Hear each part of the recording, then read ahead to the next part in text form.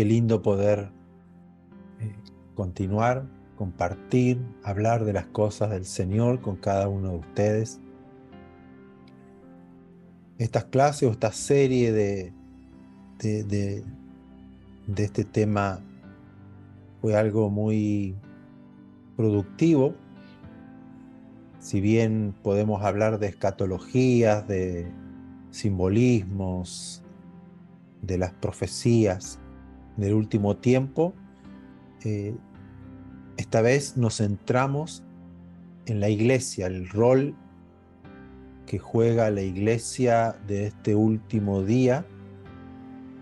Nos centramos en 2 Timoteo capítulo 3, verso 1 al 5, donde hemos hablado de que en los postreros días, el último de los últimos días, serán tiempos peligrosos porque habrá hombres, y vimos allí todos los adjetivos de las personas que vivirían o que se manifestaría en estos últimos días, y cómo hemos visto que esto está ocurriendo en nuestros días.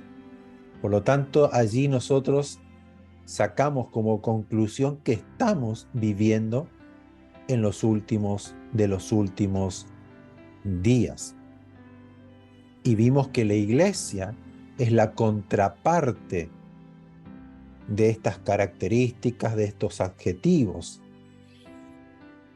Y hoy quiero cerrar este tema porque el objetivo, el deseo, el anhelo de haber hecho este estudio es que nosotros podamos tener una visión amplia, con luz, con brillo, con entendimiento de lo que es la iglesia.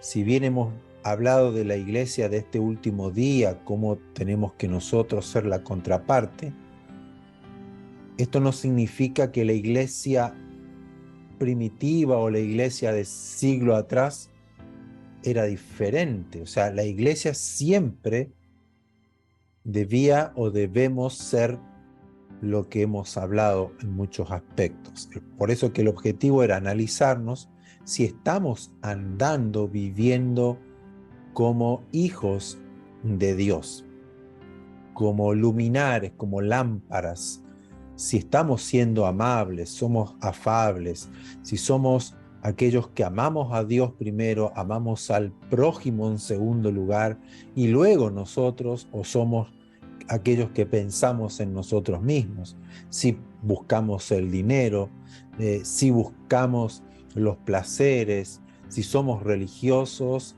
pero no actuamos de acuerdo a la palabra de Dios, sino que actuamos de acuerdo a una liturgia religiosa, a una costumbre religiosa. Todas estas cosas son muy importantes para analizar, meditar en ellos, cómo estamos viviendo la iglesia. Quiero hacer un pequeño resumen de lo que hemos visto al principio. Hemos visto que la iglesia tiene un diseño celestial, es un diseño de Dios, no es un diseño del hombre. Esto no nació en el corazón de un hombre y dijo, ay, voy a crear una iglesia, voy a formar una iglesia, voy a hacer esto bonito, lindo para la sociedad, sino que es un diseño de Dios. Hebreos capítulo 8, verso 5, voy a ir repitiendo las cosas, algunos versículos, y luego vamos a ir cerrando este tema.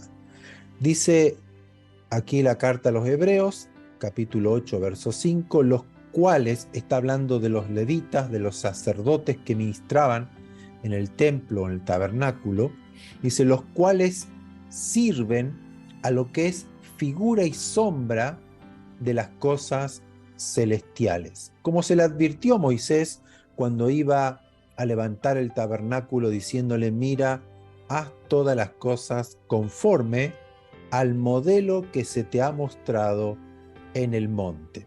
La versión más moderna dice, ellos sirven dentro de un sistema de adoración que es solo una copia, una sombra del verdadero, que está en el cielo. pues cuando Moisés estaba por construir el tabernáculo, Dios le advirtió lo siguiente: asegúrate de hacer todo según el modelo que te mostraré aquí en el monte. Por lo tanto, el diseño es de Dios. ¿Y cuál es el diseño de Dios de iglesia? Porque ese es el punto. Nosotros tenemos hoy en la actualidad, tenemos una visión, una imagen, eh, podríamos decir, tenemos una construcción en nuestra mente de lo que es la iglesia. Nosotros, cuando nos entregamos al Señor, en esta era moderna, ¿no? Podemos haber nacido en el siglo pasado, pero dentro de la era moderna. Todavía había autos, había electricidad, ¿no? No estábamos ahí en el monte prendiendo leña. Por lo tanto, la iglesia en la cual nosotros hemos crecido o hemos participado tiene una estructura, tiene un diseño. Y a veces nos acostumbramos y creemos que ese es el diseño de iglesia. Hemos ido a la iglesia, nos cantan los coros, alabanza, la gente nos saluda, nos abrazamos, participamos, ya sea una escuela bíblica, escuela para jóvenes o el grupo de jóvenes, reunión de mujeres, ¿no? Las Dorcas, que eran muy famosas en aquellos años atrás. Bueno, sigue siendo famosa en muchas iglesias, ¿no? El trabajo de las mujeres, el trabajo de los hombres, de los jóvenes, de los niños, el pastor, la parte de diáconos, todo lo que es la estructura gubernamental, podríamos decirlo así, de la iglesia, los concilios, los obispos. Todo ese mecanismo nosotros nos fuimos conociendo, lo fuimos aprendiendo, hemos sido partes de todo eso, pero nunca nos detuvimos a ver la iglesia desde la perspectiva de Dios. ¿Por qué? ¿Es la iglesia un edificio, una estructura, un organismo así estructurado con obispos, con sacerdotes o con pastores? ¿Cómo funciona esto la iglesia? Que el pastor es el responsable, que el obispo tiene que hacer esta función, que hay que trabajar con los niños así, que hay que trabajar así con las mujeres, que hay que hacer esta forma el culto, que hay que hacerlo tal día, en tal horario, todas esas cosas que nosotros la hemos vivido, la hemos practicado muchas veces, pero es bueno preguntarse si ese es el diseño de Dios. Eso fue el punto de partida de lo que comenzamos a hablar. Y yo lo hablé esto para tener una visión de la iglesia y llegar al punto de cómo vivimos hoy como iglesia y si estamos viviendo realmente el diseño de Dios o no estamos viviendo el diseño de Dios. Ahora, la iglesia para Dios, que es una comunidad, es una congregación, es un cuerpo, es un edificio, es la casa, es el templo de Dios. La iglesia somos nosotros, o sea, los seres humanos conformamos la iglesia. Por eso es que cuando Juan en Apocalipsis, el ángel le dice: ven y te mostraré la desposada, la esposa del Cordero, lo que ve Juan es la ciudad de Jerusalén vestida de novia, ¿no? Es raro ver una ciudad vestida de novia.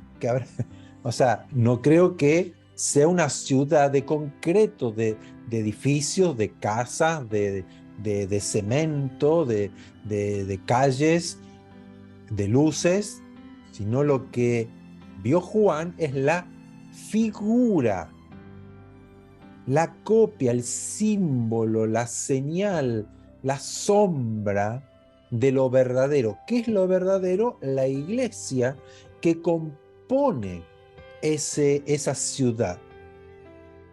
sea, Dios, para que nosotros podamos entender la perspectiva de Dios, la iglesia es una ciudad, ¿no? Por eso que nombró la ciudad del Señor, la Jerusalén, Jerusalén, que es ciudad de paz, que significa como capital de Israel, pero era todo símbolo, símbolo de lo celestial, pero construyó Moisés un espacio, un lugar llamado el tabernáculo de reunión o el tabernáculo del Señor, donde allí había muchos utensilios, ¿no? Estaba el altar, donde el lavacro, después está la menorá, que es el candelabro, los panes de la proposición, la mesa donde estaba el incienso, después colores, telas, ¿no?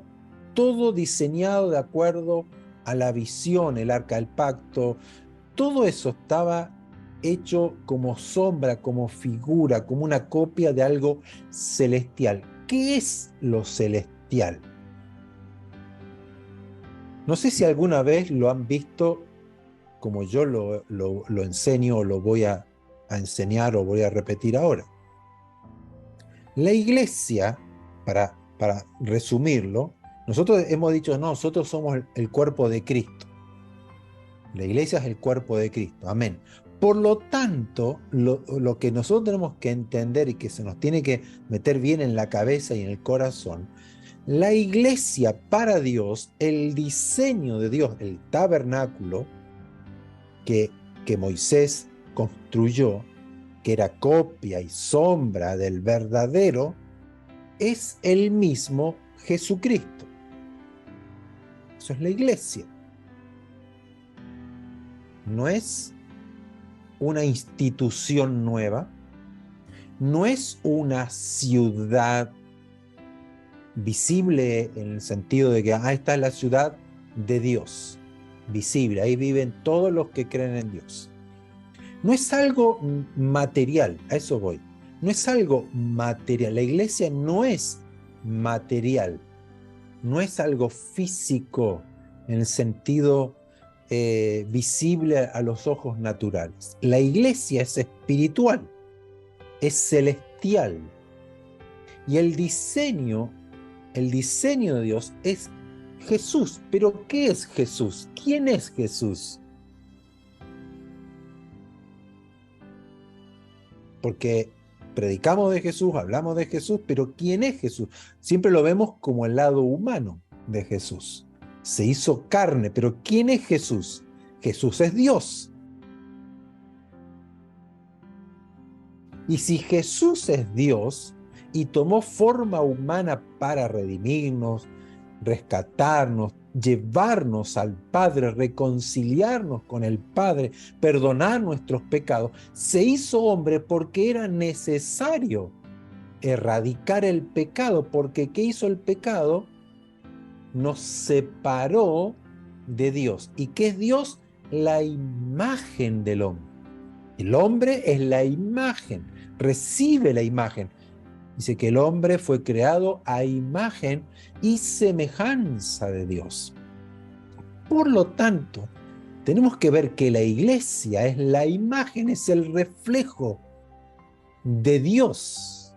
Y no solo en la tierra, porque la iglesia fue, digamos, aparece la iglesia como iglesia después de Cristo, después de Jesús, ¿no? En Pentecostés. Pero esa no es la iglesia como nosotros lo podemos llegar a entender, como una institución que se forma a través de los apóstoles, voy a seguir predicando. La iglesia viene a ser la redención o la reestructuración, la restauración del hombre caído. Por lo tanto, usted y yo somos iglesia por el hecho de habernos arrepentido, haber vuelto a casa. ¿Y Dios qué hace? Nos pone las vestiduras ¿de quién? De Jesucristo. ¿Qué pone en nosotros? Al Espíritu Santo, su mismo Espíritu. Por lo tanto, nosotros comenzamos a ser sus hijos. Porque a todos aquellos que le recibieron, que creyeron en Jesucristo, les dio poder autoridad de ser llamados hijos de Dios. Esa es la iglesia. Nosotros tenemos el título de iglesia como algo religioso, algo institucional, y así lo ve el mundo, porque es lo que nosotros hemos reflejado. Somos de la iglesia, venid a mi iglesia, somos evangélicos, somos pentecostales, metodistas, bautistas, adventistas y bla, bla, bla. Esto es la iglesia, esto es la iglesia. Ponemos un cartel, somos de la iglesia tal, somos de la congregación de tal lugar. No está mal, no es malo eso. Lo que me refiero es que lo que nosotros transmitimos, lo que nosotros tenemos como estructura en la mente, es ese tipo de iglesia. Pero la iglesia para Dios son los hijos de Dios.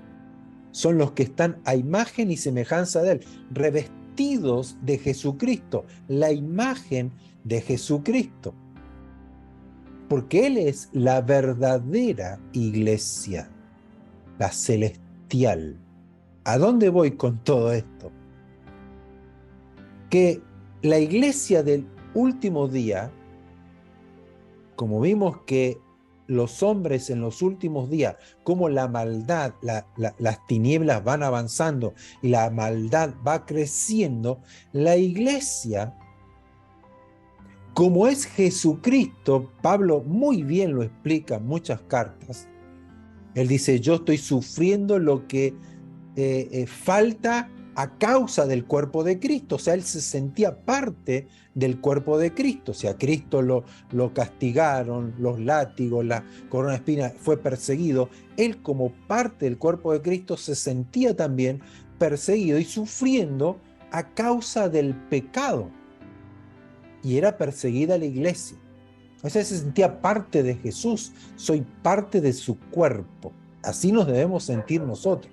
Y como cuerpo, como parte, como miembro del cuerpo de Cristo, debemos ser como Él.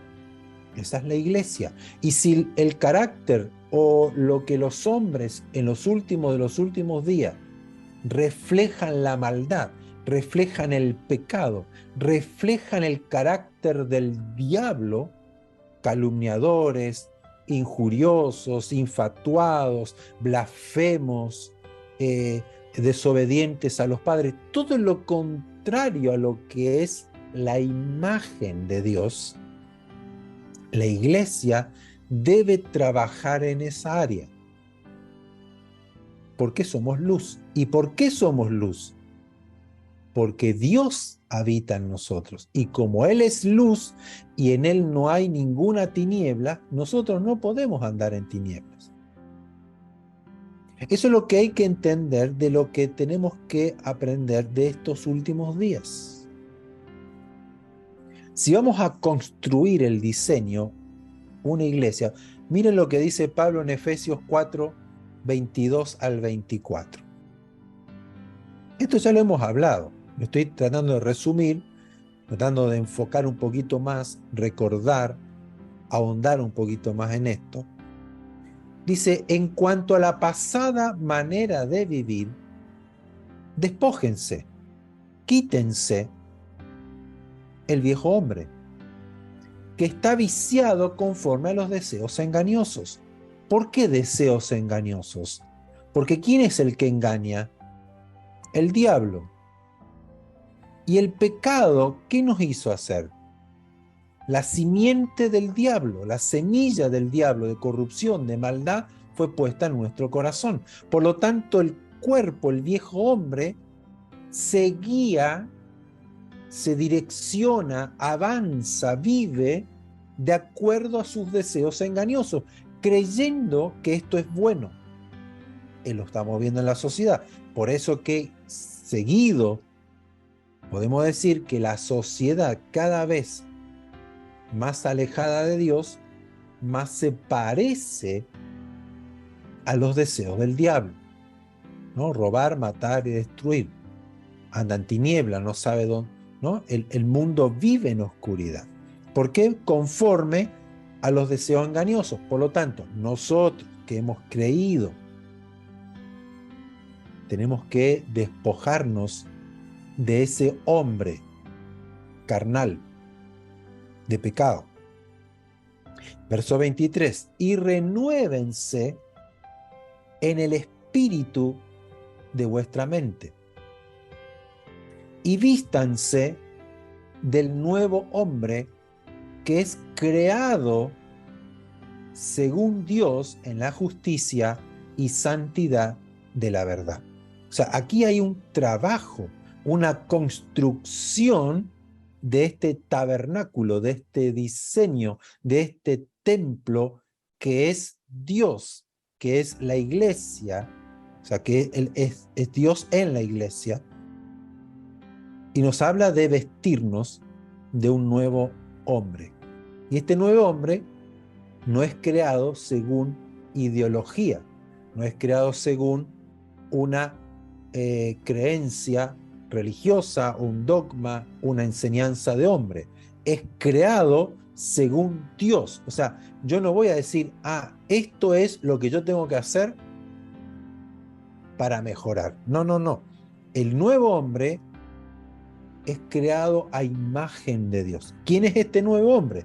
Jesucristo. Porque Pablo en otros versículos habla, vístanse de Jesucristo. O sea, ¿cuál es nuestra función? ¿Cómo nosotros debemos construir la iglesia, construir este diseño? Vistiéndonos, primero despojándonos, sacando lo del viejo hombre. Si soy odioso,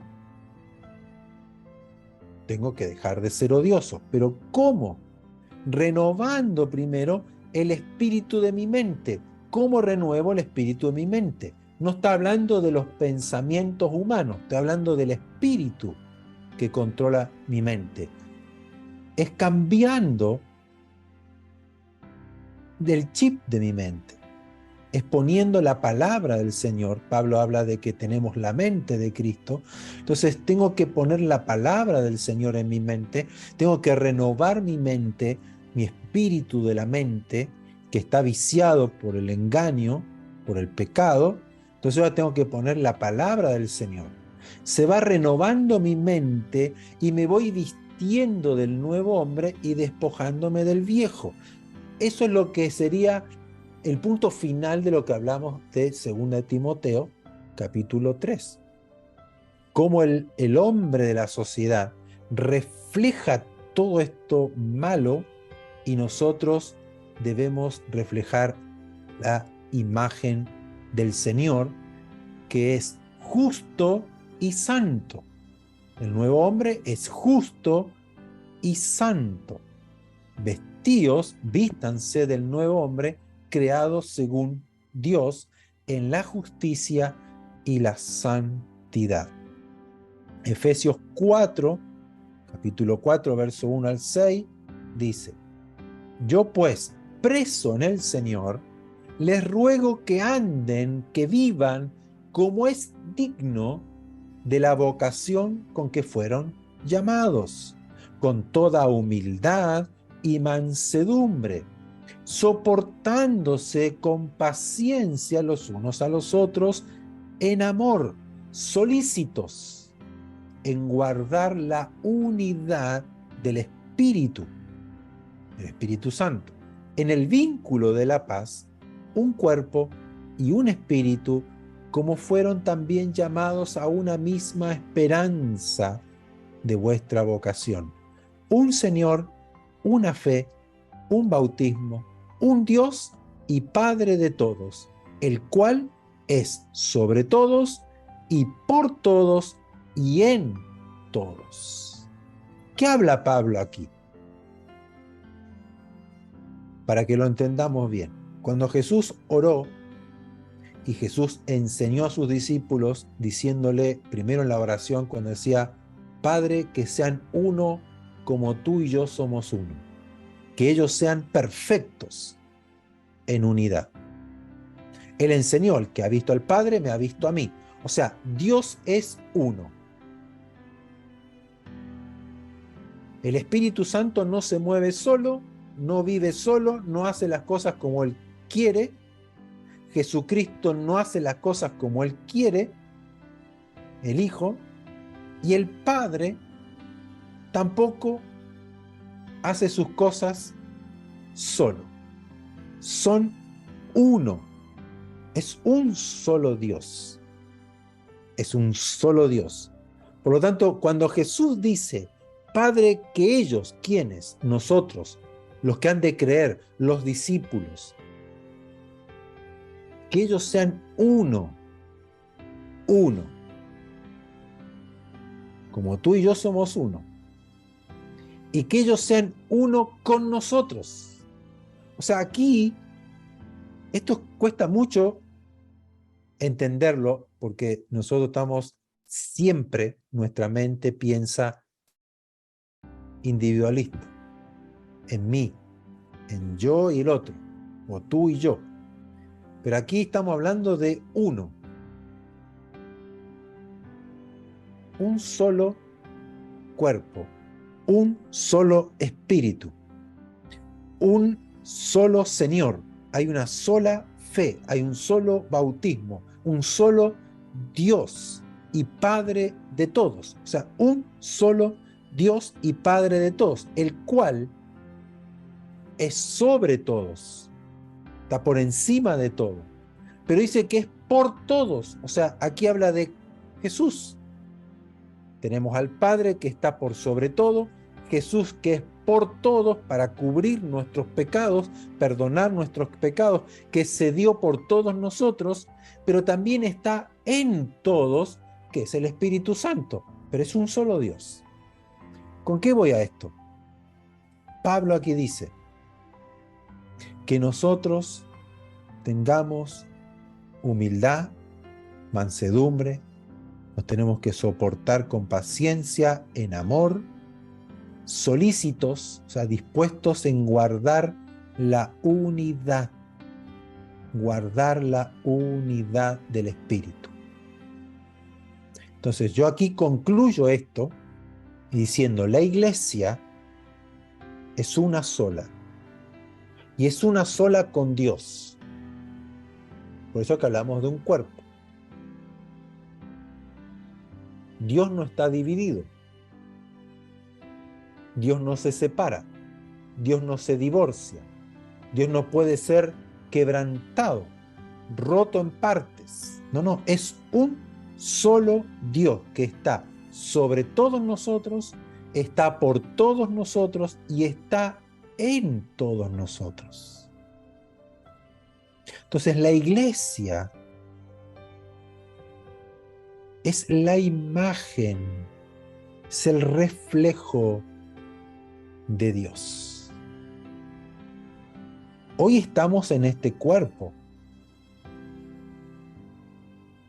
que tiene que ir siendo despojado, ¿no? Quitado el pecado, quitado los malos hábitos, quitado los malos pensamientos. Si yo gritaba, no debo gritar. Si yo odiaba y quería destruir estas cosas, ya no lo tengo que hacer. Los celotes, ¿no? Y Jesús tenía un discípulo celote, iban a pelear en contra de los romanos porque tenían que ellos destruir al imperio romano, porque la tierra era de Israel y Dios se la había dado. Y querían que Jesús sea alguien también que vaya y pelee con ellos. Lo querían hacer rey y líder a Jesús para ir a pelear en contra de los romanos. Pero Jesús tuvo que bajar esa posición de los judíos de conquista, de pelea, de lucha, porque no entendieron las profecías, no entendieron la voluntad de Dios. Cuando Dios crea al hombre, no crea algo para hacer natural, una ciudad, algo tangible, en el sentido de que voy a crear esta institución, voy a crear esta nación, este país. No, esa no fue la voluntad original de Dios. Es crear al hombre a su imagen y semejanza. Luego todo lo demás que vemos en el Antiguo Testamento era todo un proyecto de redención donde tenía que mostrar en lo natural la figura celestial. Hasta que aparece Jesús, aparece la iglesia que continúa la obra de Jesús en cuanto al mensaje, en cuanto a la redención, hasta llegar al punto final donde nosotros seremos revestidos de esa gloria que lo hemos leído, que Cristo pagó el precio y para santificar a su novia, a su esposa, a la iglesia y presentársela a sí mismo como una iglesia, ¿no?, sin mancha, sin arruga, gloriosa, con vestiduras limpias, ¿no? Y hemos hablado de las vestiduras. Las vestiduras son los que demuestran, las que manifiestan nuestras obras, que fuimos creados para buenas obras. Por lo tanto, nosotros como iglesia debemos vernos de esa posición. Somos parte de Dios. Somos uno con Dios y nosotros debemos ser uno. No debe existir la división, y lo vamos a ver más adelante. Ahora es el contexto de iglesia, es el contexto de lo que Dios creó, formó. Obviamente tuvo que realizarlo aquí en la tierra. Tuvo que comenzar en nosotros para luego nosotros ser parte de lo celestial. Se siembra en cuerpo de muerte y se resucita en cuerpo celestial. ¿Se ven cómo Dios siembra la iglesia en la tierra? Nosotros, hombres de pecado, hombres que cometemos errores, que nos equivocamos, pero que tenemos que ir despojándonos. Nos vamos sacando la cáscara, ¿no? Como una semilla. Cuando usted siembra una semilla, cuando hacíamos ahí el frasco húmedo y la semilla sacaba la raíz, y cómo se va abriendo la semilla, se va perdiendo esa cáscara y sale lo que, ¿qué sale de adentro? Todo el potencial, toda la gloria de esa planta, de ese árbol, de una semilla. Pero la semilla luego, ¿qué hace? Desaparece.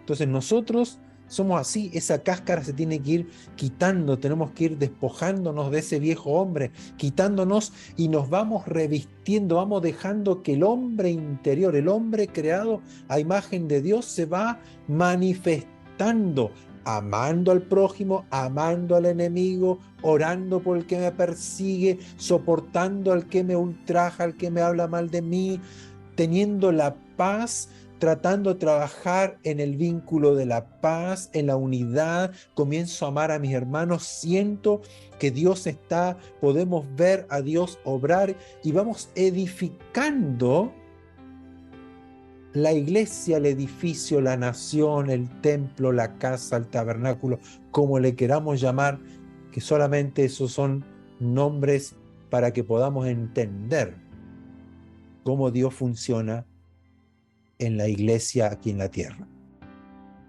Luego llegamos al punto de ver el carácter de los hombres en los últimos días, y lo vamos a repetir. Según Timoteo, capítulo 3, verso 1 al 5, que dice: también debes saber esto, que en los postreros días vendrán tiempos peligrosos, Timoteo, porque habrá hombres amadores de sí mismos, avaros, vanagloriosos, soberbios, blasfemos, desobedientes a los padres, ingratos, impíos, sin afecto natural, implacables, calumniadores, intemperantes, crueles, aborrecedores de lo bueno, traidores, impetuosos, infatuados, amadores de los deleites, más que de Dios, que tendrán apariencia de piedad, pero negarán la eficacia de ella. A estos evita. Le está hablando a Timoteo, quien era un pastor de la iglesia de Éfeso, en la ciudad de Éfeso. Por lo tanto, le está mostrando el carácter, cómo hacer en los últimos de los últimos días, antes que termine todo. Así va a ser el hombre. Habrá hombres amadores. O sea, totalidad del sistema, la sociedad del mundo tendrá este carácter, esta forma de vivir. Pero él le dice, a estos evita. ¿Por qué? Porque ya el hombre dentro de la iglesia, lo vamos a ver un poquito más adelante, ya se había infiltrado todo este carácter, esta forma de vida dentro de la iglesia. Nosotros lo hemos detallado uno por uno, hemos visto y vimos la contraparte, lo que Dios nos pide a nosotros que debemos ser.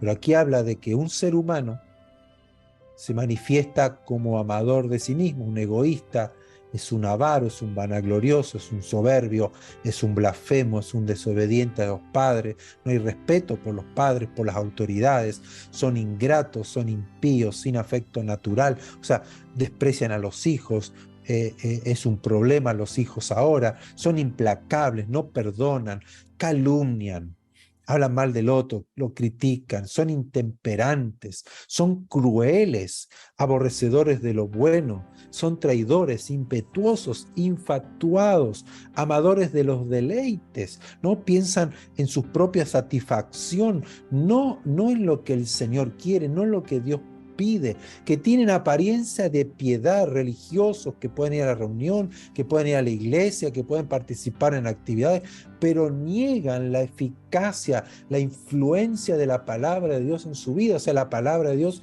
no penetra en sus corazones. A estos evita Timoteo. Ese es lo que hoy podemos llegar a decir que se ha transformado la sociedad, y lamentablemente gran parte de estos adjetivos lo vemos hoy dentro de las comunidades religiosas o eclesiásticas o iglesias. Hombres con estos adjetivos. Esto es como un resumen. Y ahora voy a terminar con lo siguiente. Nos vamos a remontar a Hechos capítulo 2, versos 16 al 21.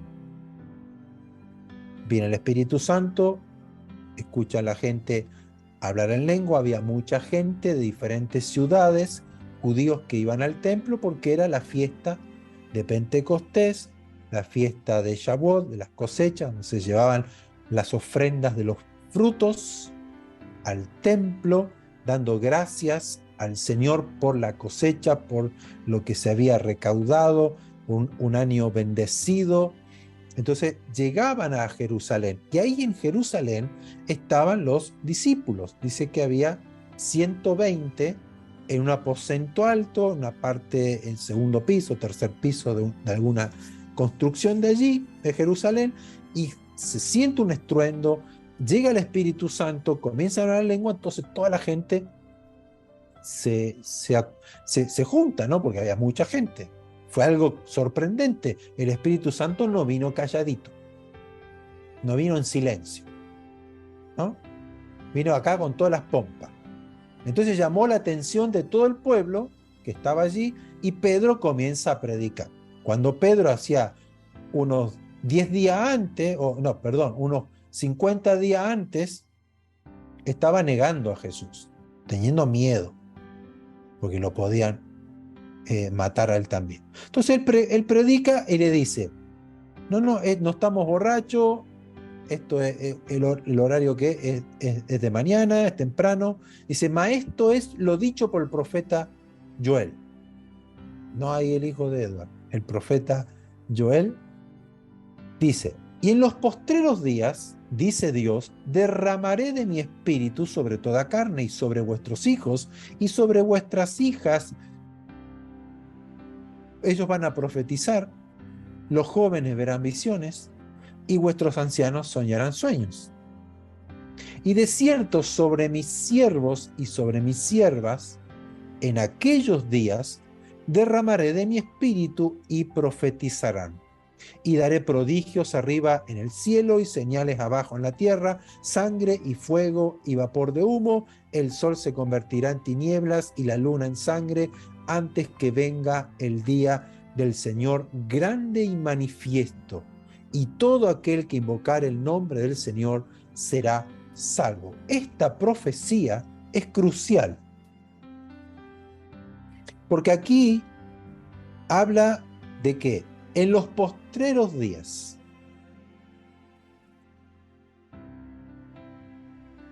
y habla de las señales del último día.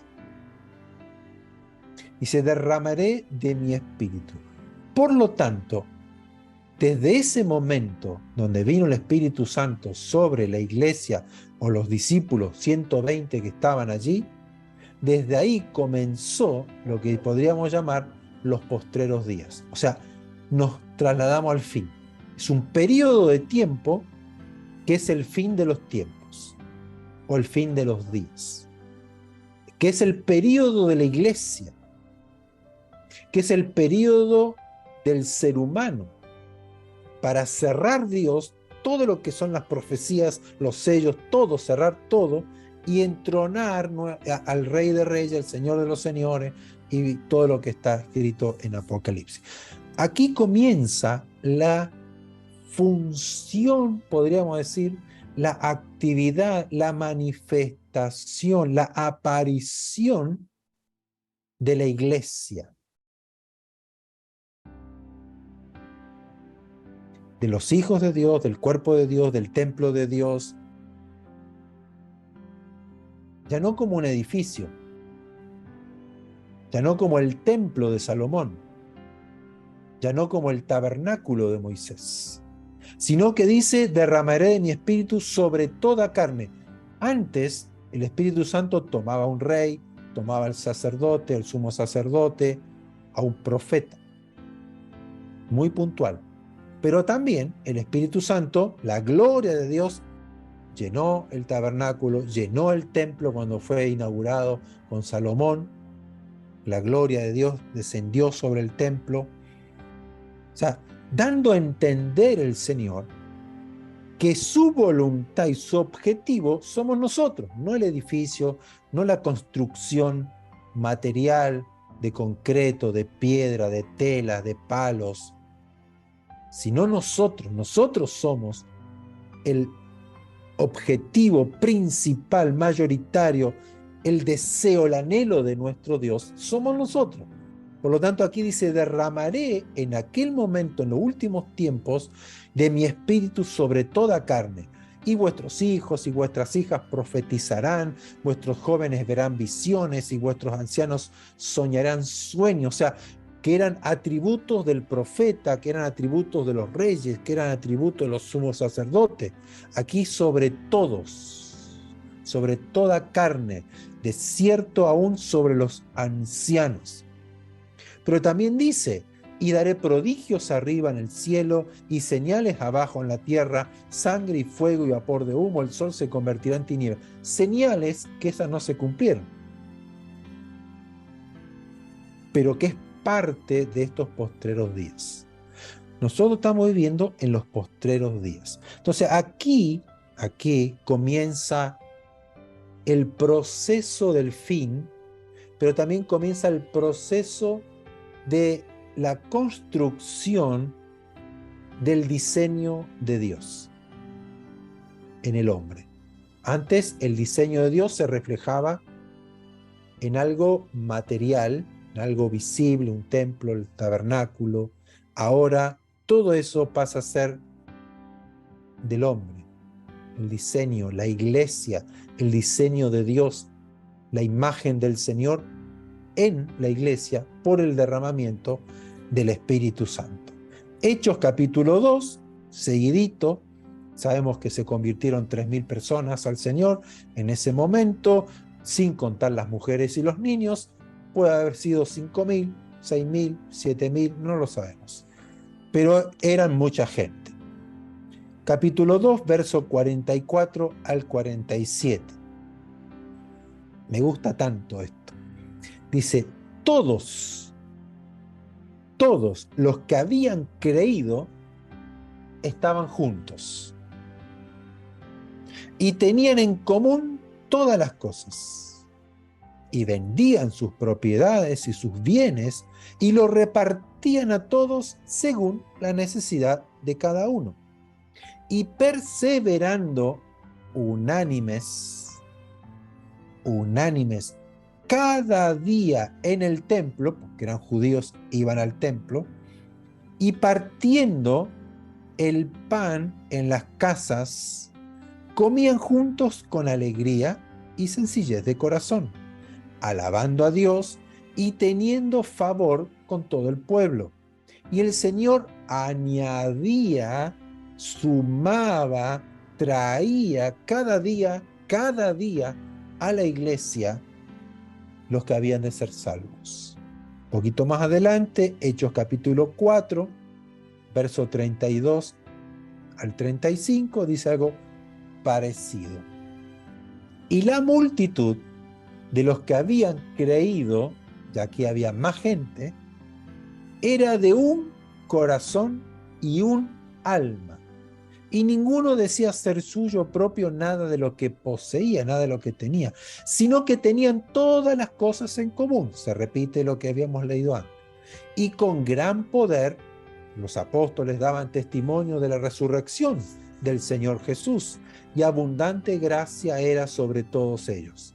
Así que no había entre ellos ningún necesitado, porque todos los que tenían heredades o casas, la vendían y traían el precio de lo vendido y lo ponían a los pies de los apóstoles para que los apóstoles pudieran enriquecerse y serse millonarios y vivir bien porque eran apóstoles.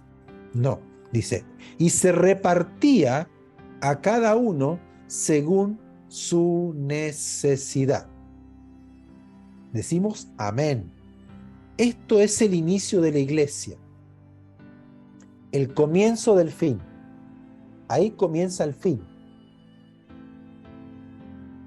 Ahora estamos en el fin, lo hemos visto. Llegamos a los días de hoy.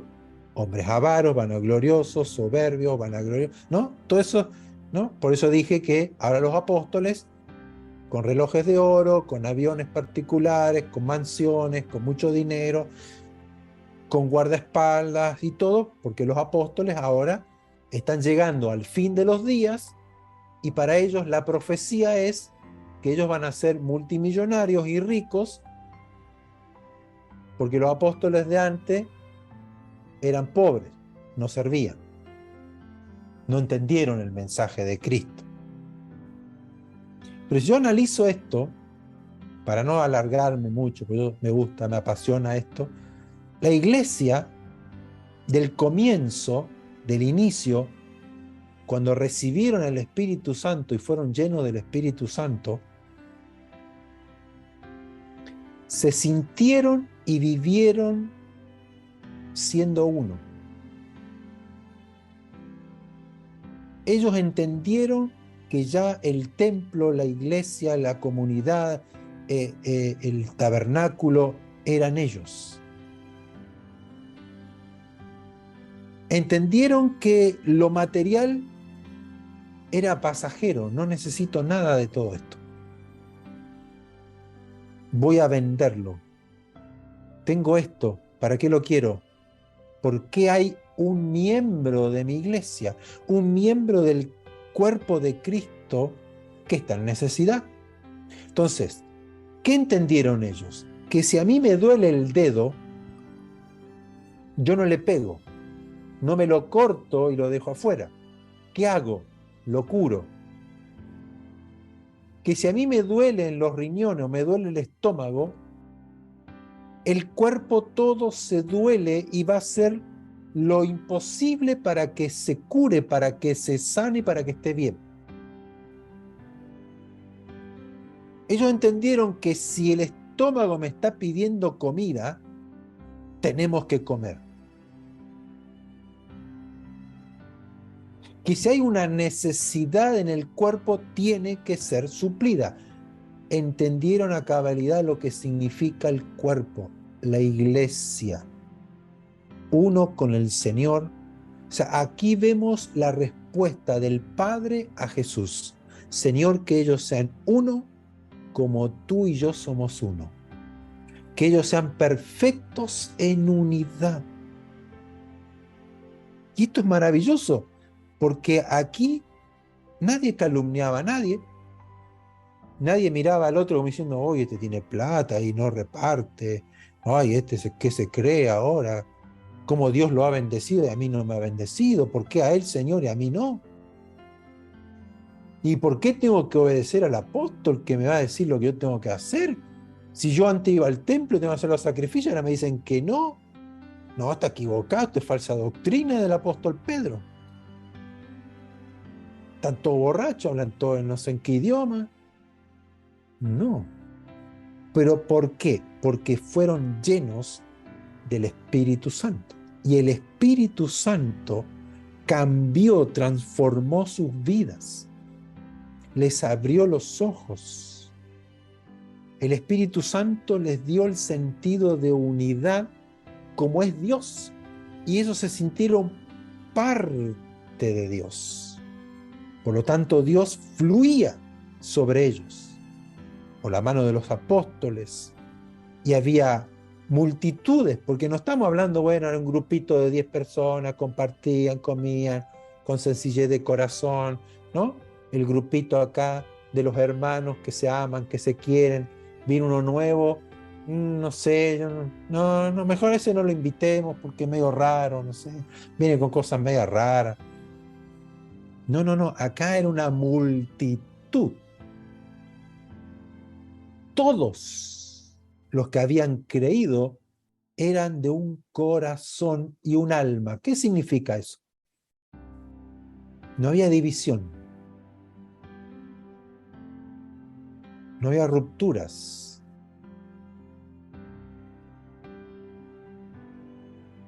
Y esto es muy importante porque pasan los años, esto duró poco. Miren lo que dice el apóstol Pablo, el mismo escrito o libro de Hechos, capítulo 20, versos 28 al 31. Pablo es llamado a ir a Jerusalén. Por un lado le dicen que no vaya, que aquí, que allá, que esto, que el otro, que no, que te van a ir prisiones, que sé yo cuánto. Le dicen, miren, no, yo no hago caso a nada de eso. Él llama aquí a los obispos, a los ancianos de las iglesias que estaban alrededor, que él estaba en Mileto, una ciudad cercana a Éfeso, llama a los ancianos de allí, los reúne a todos y le dice, tengan cuidado por ustedes mismos y por todo el rebaño sobre el cual el Espíritu Santo les ha puesto como obispos, supervisores, para pastorear la iglesia de ¿quién?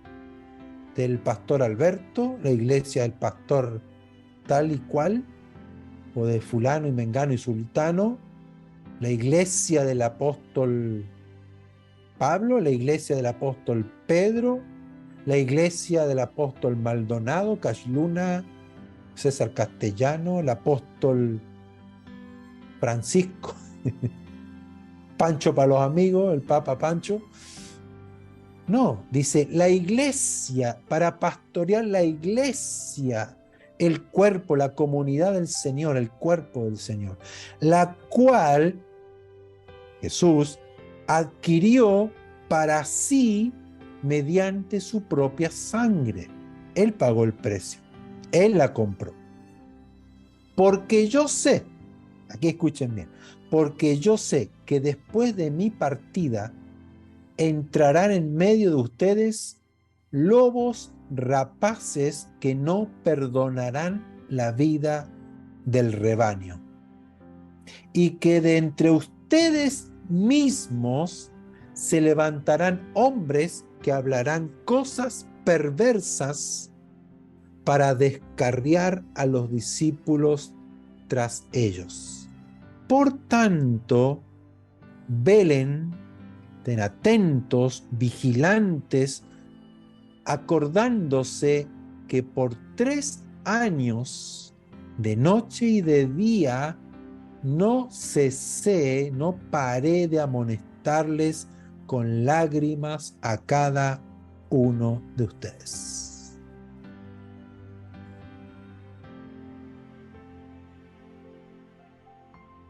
Ya en la época de Pablo, ya Pablo veía lo que iba a ocurrir. Esto es una profecía, una visión de Dios de los postreros días, pero que comenzaron con la partida de Pablo.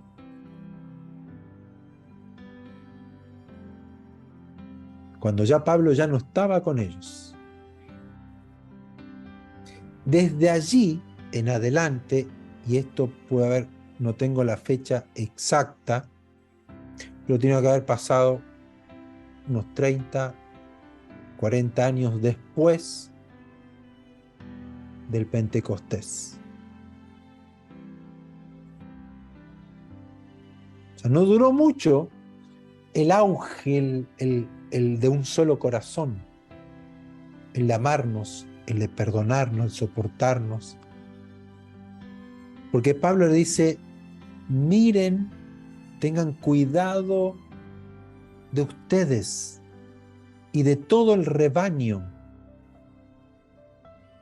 Porque ¿qué cosa?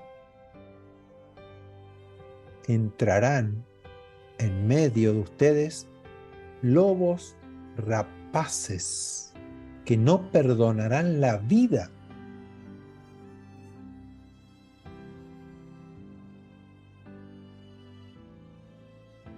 El Señor, en su gran infinita sabiduría, Él dejó todo establecido, escrito para nosotros. Estamos viviendo ahora los últimos de los últimos días.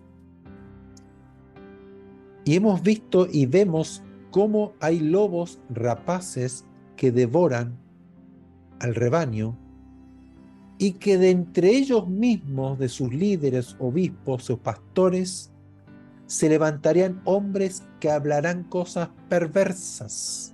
O sea, no solamente gente de afuera, sino que de ellos mismos, de los obispos, de gente de ahí, del mismo rebaño, se levantarán hombres que hablarán cosas perversas para descarriar, desviar a los discípulos tras ellos. Por lo tanto, yo les pido que velen, que estén vigilantes y acuérdense todo lo que yo les hablé, los amonesté, les enseñé durante 3 años de noche y de día. No paré en enseñarle todo el consejo de Dios. Y nosotros hoy, siglo ya XXI, final de los tiempos, la última iglesia, diríamos, que vivirá este tiempo, la última generación, podemos decir, wow, cómo ha perdido, cómo se ha descarriado la iglesia. Porque yo no leí todos los versículos para no ser tan largo, pero si tenemos que leer hasta el capítulo 5, 6, 7 y hasta el 8 de Hechos de los Apóstoles, vemos una iglesia unida, una iglesia que decía no ser dueño de nada. Esto no es mío, esto es de nosotros, esto es del cuerpo, esto somos miembros, somos unidos, somos uno en el Señor. Y no era de palabra, no era que sonaba bonito, ay, te amo en el Señor, somos uno en el Señor, después cada uno hacía su vida. Ellos vivían el Evangelio, vivían la vida de Cristo. Era el reflejo, por eso que tenían el asombro, el respeto y el temor de toda la sociedad. Y el Señor añadía cada día los que habían de ser salvos. Pero luego, ¿qué pasa?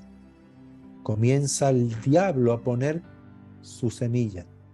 Lobos rapaces que van a devorar el rebaño, hombres que estaban para cuidar, para dirigir, para pastorear el rebaño, la iglesia del Señor, comienzan a traer falsas doctrinas, falsas enseñanzas, descarriando las ovejas. Esto hablando del desvío de la fe. Desviar de la fe, desviar del verdadero pastor de sus vidas, que era Jesucristo, desviar del verdadero evangelio, de las buenas noticias de redención, añadiendo a las enseñanzas de los apóstoles sus propias opiniones, sus propias perspectivas de la vida.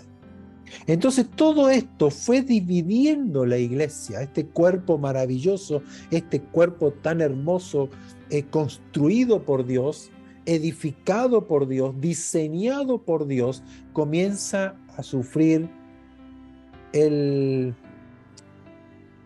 diríamos, no sé, las explosiones, las bombas que el diablo mete y comienza a desmembrar este cuerpo.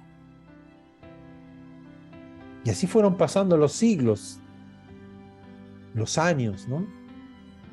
Pasaron los años y pasaron los años, y la iglesia cada vez más dividida, más separada.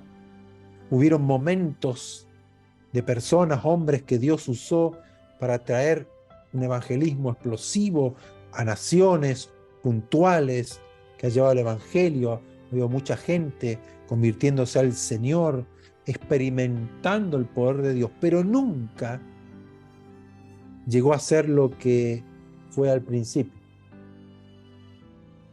Y llegamos al día de hoy, donde estamos llegando al punto de la restauración de todas las cosas, donde Dios va a restaurar el tabernáculo caído de David, donde Dios va a levantar a su pueblo la imagen, el cuerpo de Cristo glorioso, y llegamos a un punto que el hombre de hoy es amador de sí mismo, avaro, vanaglorioso, soberbio, blasfemo, desobediente a los padres, ingratos, impíos, sin afecto natural, implacables, calumniador. O sea, llegamos a un punto que la iglesia se transformó en una institución humana, pero no hecha con el nuevo hombre creado según Dios en justicia y santidad, sino con el viejo hombre, viciado por los deseos engañosos del corazón. ¿Por qué digo esto? Porque la visión original, el diseño original de la iglesia era lo que leímos en Hechos capítulo 2, Hechos capítulo 4, podemos ver en el capítulo 5, podemos ver cuando Pedro fue encarcelado y toda la iglesia hacía oración por él, en la madrugada, en la noche orando. Todos compartían, todos se dolían, todos eran una unidad. Hoy, ¿qué vemos hoy? ¿Vemos esa unidad? ¿Vemos el interés por los demás? ¿Vemos de cubrir la necesidad del otro? ¿Somos amables? ¿Somos sencillos? ¿Somos humildes? ¿Damos generosamente a la obra del Señor? ¿Somos capaces de vender una propiedad y ponerla a disposición de la iglesia, no como edificio, institución, sino a disposición de la iglesia? ¿Qué es la iglesia? Nosotros. Compartimos el pan con sencillez de corazón, con humildad, alabando al Señor, agradecidos al Señor, donde ninguno estaba necesitado, porque todas las cosas la tenían en común.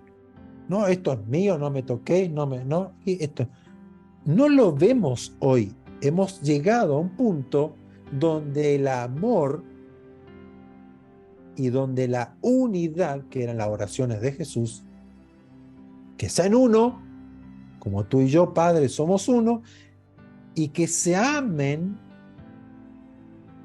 como tú me amas a mí. O sea, el amor perfecto y la unidad perfecta que se vivía en Hechos capítulo 2, en Hechos capítulo 3, en Hechos capítulo 4, ¿no? Pero luego vemos cómo se meten los lobos rapaces, cómo de entre los mismos obispos, pastores de aquel entonces, comienza a surgir la avaricia, la vanagloria, el egoísmo, el pensar en mí. Esta es mi iglesia, esta es mi congregación. O decir, no, no, no, ahora Jesús sí, Él murió por nuestros pecados, pero hay que circuncidarse, pero tenemos que guardar el día sábado o el día domingo, o hay que hacer esto, o hay que tener lo otro. O sea, mezclar doctrinas falsas, engañosas, o sea, hablarán cosas perversas para arrastrar, dice, al rebaño tras ellos, no tras el Señor, sino tras el líder, tras el pastor, tras el obispo. Y yo quería cerrar con todo esto para que nosotros veamos, entendamos en el tiempo que estamos viviendo, el momento que estamos viviendo como iglesia. Y tenemos un desafío enorme. Porque yo me pongo a pensar y digo, qué lejos estamos, cuán desviados estamos. Hoy me interesa más mi título, quiero que me nombren pastor, quiero que me nombren apóstol, quiero que me nombren profeta, arcángel, serafín, ya no sé qué nombre ponerme, para tener más autoridad, más unción.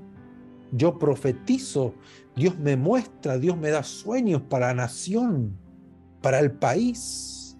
Y ya no me da para el país donde vivo, sino ahora me da visiones y sueños para otros países. En la Biblia, los únicos que profetizaron sobre otras naciones eran los profetas de Israel,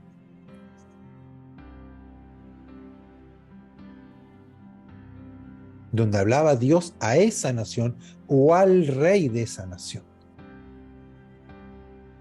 La iglesia no se ve profetizando a las otras naciones. Yo no veo a Pablo como apóstol hablándole al que estaba a cargo, el emperador o el gobernador de esa ciudad de Éfeso, diciéndole lo que iba a ocurrir en la ciudad si no se arrepentía. Eso lo hizo Jonás a Nínive. Pero ningún apóstol, ninguno de la iglesia fue llamado a profetizar a la nación. Pero hoy tenemos a cuantos que Dios les habla a la nación. Y dice la Escritura que si se cumple lo que habla, es un profeta verdadero. Pero si no se cumple, tenlo por falso, mentiroso, que habla de su propio corazón. Y yo vengo escuchando tantos profetas que hablan de la nación, ya sea para Chile, profecía para Argentina, profecía para Brasil, profecía para Europa, profecía para aquí, y ninguna se ha cumplido. Que viene un tiempo de prosperidad, está más pobre que antes. Que viene un tiempo de calamidades, de ruinas para la nación, que para que se arrepientan, que la nación no se va a arrepentir. Eso es una, no sé, una utopía de la iglesia. Se va a arrepentir toda la nación. Nosotros, como iglesia, Somos los que tenemos el conocimiento y vamos evangelizando, y puede haber un gran avivamiento de parte del Señor, como fue en Jerusalén, como fue en Éfeso, como Pablo, milagros, señales, quemaban los libros de brujería, se entregaban al Señor, eran liberados, sanados, milagros extraordinarios. Pero no vemos que toda la nación fue salva, no vemos que todos los emperadores y todos los líderes políticos se entregaban al Señor. Vemos uno que otro, pero no cambiaba la estructura política, económica, social de una nación porque el apóstol iba y predicaba el Señor. No, eso es una utopía, se nos metió. Hablarán palabras perversas para descarriar, sacarnos del enfoque verdadero del Evangelio, de mirar a Cristo, y nos llevan tras ellos. ¿Qué significa? Ahora adoramos a estos hombres, servimos a estos hombres, le creemos a estos hombres y no al Señor. Entonces, para ir terminando ya, y luego vamos a charlar, y me gustaría que puedan comentar sinceramente del corazón lo que Dios les ha hablado. Yo no necesito que me aplaudan ni que me digan, ay, pastor, wow, sino que digan, Señor, gracias. O digan, no me sirvió para nada, no entendí nada. Pero la idea es que el Señor nos abra los ojos para vivir estos últimos días como la iglesia del Señor. No la iglesia alzaré mis ojos, no la iglesia bautista, pentecostal, cuadrangular, pongámosle el nombre que queramos poner. Es el rebaño, es la iglesia, es el cuerpo, es la novia, es el templo, es la casa del Señor. Él, por su propia sangre, la compró, la redimió. No hicimos nada nosotros. Por lo tanto, a Él debemos seguir y saber entender las funciones de la iglesia. La iglesia hoy pasó a ser de cristocéntrica, donde Cristo era la esencia de la iglesia, hoy a ser templocéntrica. Todo se radica en el templo, una casa, un edificio. El servicio al Señor está dentro de 4 paredes, donde lo más importante es tener el lugar de reunión, tener la iglesia, tener el púlpito, tener las sillas, tener el lugar. Y yo no digo que está mal, obviamente es necesario tener un lugar de reunión, pero no es el fin de la iglesia. La iglesia no es que no va a funcionar si no tiene un lugar físico, porque somos nosotros la iglesia. Nos juntamos en una casa, nos juntamos en un salón, nos juntamos en la plaza, nos juntamos donde somos la iglesia del Señor. Eso tiene que penetrarnos bien en nuestro corazón, en nuestra mente. Vernos como el cuerpo, como miembro del cuerpo de Cristo, funcionando de acuerdo a la función que el Señor nos entrega a cada uno. Yo puedo ser pastor, puedo ser maestro, puedo ser evangelista, puedo ser un apóstol, un profeta, funcionando en dones del Espíritu, pero no hay jerarquía. Hay respeto, hay honra, como dice la Escritura, ¿no? Honrar al que enseña la palabra, al que los pastorea, al que los guía, pero porque Dios le ha dado esa función, esa capacidad, esa gracia, esa unción para desarrollar esa función, pero no es más que el otro. No existe eso en la Biblia, no existe en la iglesia del Señor, porque el único que es cabeza es Jesucristo.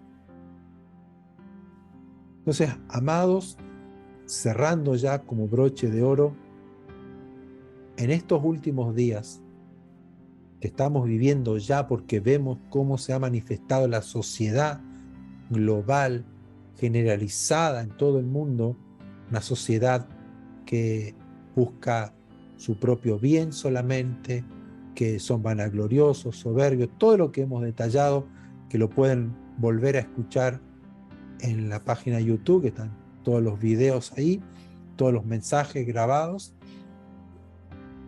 Llegar a un punto de decir, ¿cómo estoy viviendo ahora yo como iglesia? ¿Cómo estoy viviendo este tiempo que me toca vivir, que es el último de los últimos días, la iglesia final? Soy alguien que guarda, como dice Efesios, que leímos, que primero dice, les ruego que anden, que vivan como es digno de la vocación con que fueron llamados. ¿Cuál es nuestra vocación? Servicio. Ser siervos, no líderes, siervos. Nos fuimos llamados, pero ese servicio lo tengo que hacer con toda humildad, con mansedumbre, soportando con paciencia a los demás con amor, los unos a los otros, porque somos un cuerpo. Dice, solícitos en guardar la unidad, no la unidad del pensamiento humano, no la unidad de la institución, no la unidad de la religión, sino la unidad del Espíritu Santo. No es cualquier unidad, es la unidad del Espíritu Santo. O sea, yo tengo que ser solícito en guardar. Si lo que yo voy a hacer o decir a la otra persona va a causar una división, una ruptura en la unidad, me cayó la boca. No hablo, no comento, no chismeo, no calumnio, porque tengo que ser solícito en guardar la unidad del Espíritu en el vínculo de la paz. Haya paz entre nosotros. Es que no lo soporto. Lo que me hizo, bueno, arréglalo, no me lo cuentes, arréglalo. Ve con la persona, conversa, habla, perdona, trata de ser solícito en guardar la unidad del Espíritu en el vínculo de la paz, mantén la paz. Es que lo hablé y no me escuchó, bueno, déjalo ahí. Ya no toques más el tema, el Señor te sanará, te aliviará el dolor, el haber sido defraudado o lo que haya pasado en este cuerpo, pero mantén la paz. ¿Por qué? Porque somos un cuerpo, somos un espíritu, fuimos ¿qué? Llamados a una misma esperanza. O sea, todos vamos para el mismo lado, todos tenemos la esperanza, la misma esperanza de gloria. Tenemos un Señor, tenemos una fe, tenemos un bautismo, tenemos un solo Dios y un solo Padre a quien servimos. Por lo tanto, este es el cierre. Mantengamos la unidad, seamos uno y amémonos como el Señor nos ama, no como yo quiero amar.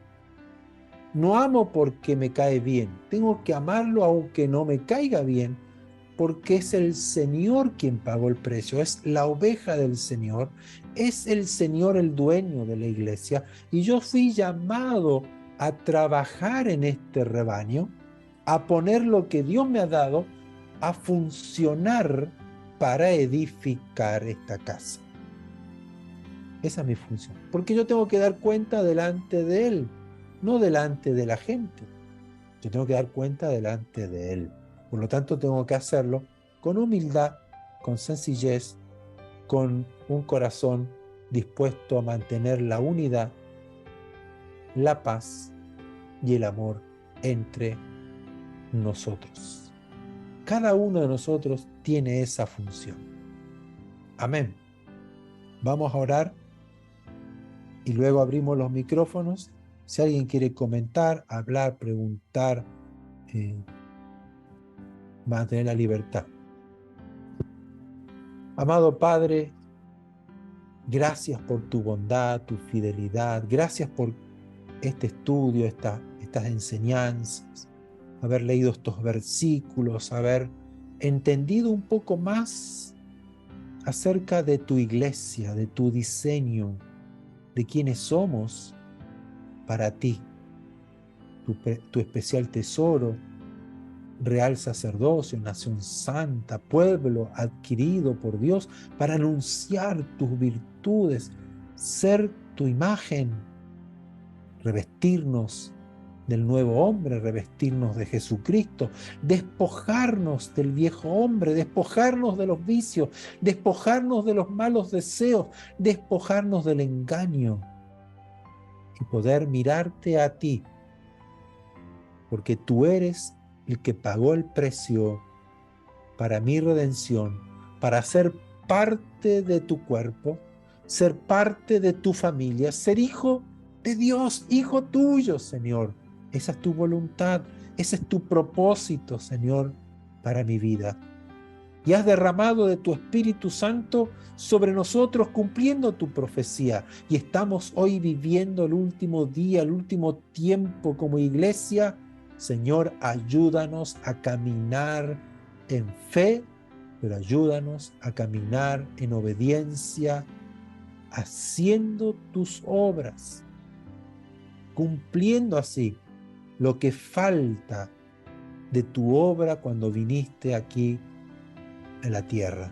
Que podamos nosotros transmitir tu palabra, evangelizar, hablar buenas noticias, pero también ser ejemplo, no solo hablar, sino vivirlo, experimentarlo, ser un hombre nuevo, una mujer nueva, que pueda brillar con tu luz, que pueda, Señor, revestirme con esas vestiduras que son resplandecientes, sin manchas, sin arruga, sin contaminación. Señor, ser aquellos que alumbran en medio de la oscuridad.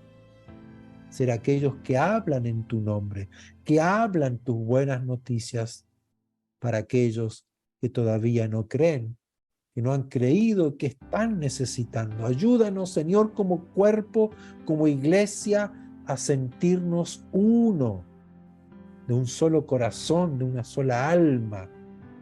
Señor, líbranos de ese espíritu de engaño, de los lobos rapaces, de los mentirosos, de los engañadores, de los manipuladores del alma. Líbranos de los falsos maestros, falsos profetas, que hablan de su puro corazón, que inventan palabras lindas para que nos desviemos de la verdad y vayamos tras ellos, cuando ellos mismos son engañados y engañan a los demás.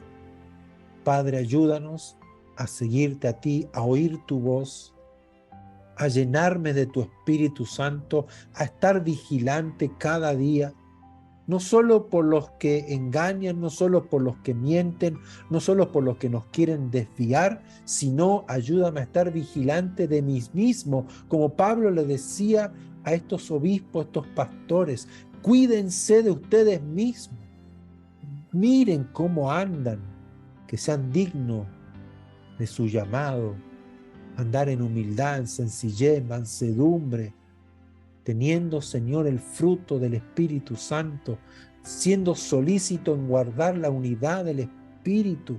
Señor, somos un solo cuerpo, una sola iglesia, no hay muchas iglesias, somos uno, Señor. Ayúdanos, Señor, a edificarla, a construirla, a poder ganar, avanzar, aquellos que todavía no han creído, pero están, Señor, buscando, preguntando sobre ti, Señor. Ayúdanos a llegar a ellos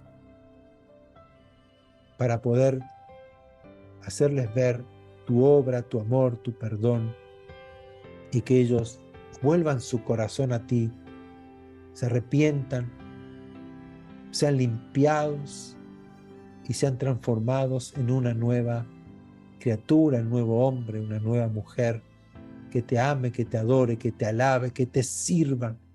Señor, ayúdanos a ser tu iglesia. Ayúdanos a entender, y lo que tal vez hoy o en este estudio no alcancé a comprender, Señor, ayúdame a poder volver a escuchar, volver a leer, volver a profundizar y poder, Señor, abrir mis ojos espirituales a tu verdad, a tu diseño, a tu imagen, y así edificar mi vida en base a tu palabra. Padre, te damos gloria, honor, honra y alabanza, Señor. Gracias porque somos parte de tu iglesia.